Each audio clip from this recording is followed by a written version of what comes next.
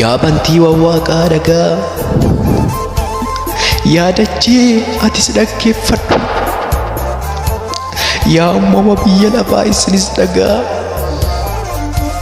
boru ragaa naaf taatu kunoo. Guddifadheen dhabe ijoollee koo, olan qabe malee maalirree balleessan koo. Qotiyoon illee abbaa isaatti beeka, harreen gorontoo gooftaa isaatti beeka.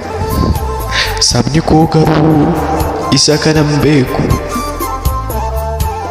Yaa bantii wawwaaqaa atis dhaga'i, yaa dachee atis dhaggeeffadhu. Yaa hortee Addaam, yaa nama, yaa isan barruu kiyyaan si uume, maaliif na ulfeeffachuu didde? Maaliif na galateeffachuu didde? Ulfinan sinirraa dhabe, kabajan sinirraa dhabe, ulfinan sinirraa dhabe. Isiniin jedha Waaqayyo, isiniin jedha Waaqayyo.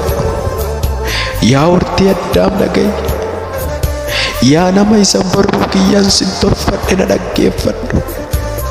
Sagaleen kun siif darbaatii jira. Sii jedheen ulfina kiyya dhiisee gadi bu'e, sii jedheen garafame, sii jedheen reebbume, sii jedheen dhiiga kiyya akka dhibaayyuutti dhangalaase, sii jedheen awwaalame, sii jedheen awwaala dhiigee kee. Garuu ulfinan sinirraa dhabe, garuu kabajan sinirraa dhabe. Oolmaa gurguddaan isiniif oole, oolmaa cimaan isiniif oole, aarsaa baay'een isiniif kaffale. Garuu galatan isinirraa dhabe, garuu kabajan isinirraa dhabe. Isiniin jedha Waaqayyo, isiniin jedha Waaqayyo. Yaa hortee Addaam dhaga'i, yaa nama isa barruu Waaqayyootiin tolfamte dhaga'i. Guddifadheen dhabe ijoollee koo, olan qabe malee ilmaan koo, maalirree balleessan koo. Siin jedha Waaqayyo, siin jedha Waaqayyo.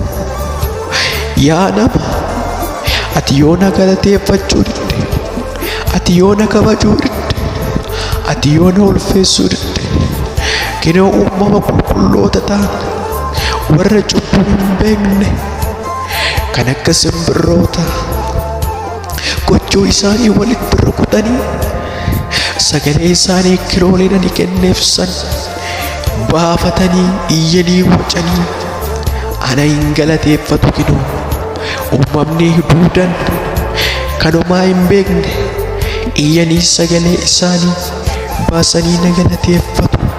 Mukoonni asiif achi socho'anii, qilleensa asiif achi deemanii ani uumuu isaaniitti gammadanii na galateeffatu. Isin garuu kanan aarsaa guddaa isiniif kaffale, inni dhiiga kiyya akka dhibaayyuutti isiniif dhangalaase. Garuu yeroo tokkoof nan galateeffanne, ulfina naaf hin laanne. Uumamni warri du'anii badan, uumamni warri bara baraan hin jiraanne, waggaa muraasa biyya lafaa kanarra jiraatan iyyuu warri duudaan sun iyyuu na galateeffatu. Inni nani dhiiga kiyya isiniif lolaase, inni dhiiga kiyya akka dhibaayyuutti isiniif dhangalaase, inni nani warra du'an keessaa isin kaasee gara jireenyatti isin yaame. Maaliif na galateeffachuu diddan? Maaliifan ulfina isinirraa dhabe? Maaliifan kabaja isinirraa dhabe? Isiniin jedha Waaqayyo, isiniin jedha Waaqayyo.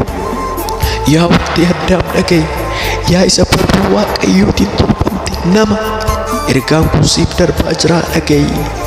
Dhaga'i dhageessee, ma dhageessee, dhaga'i dhageessee.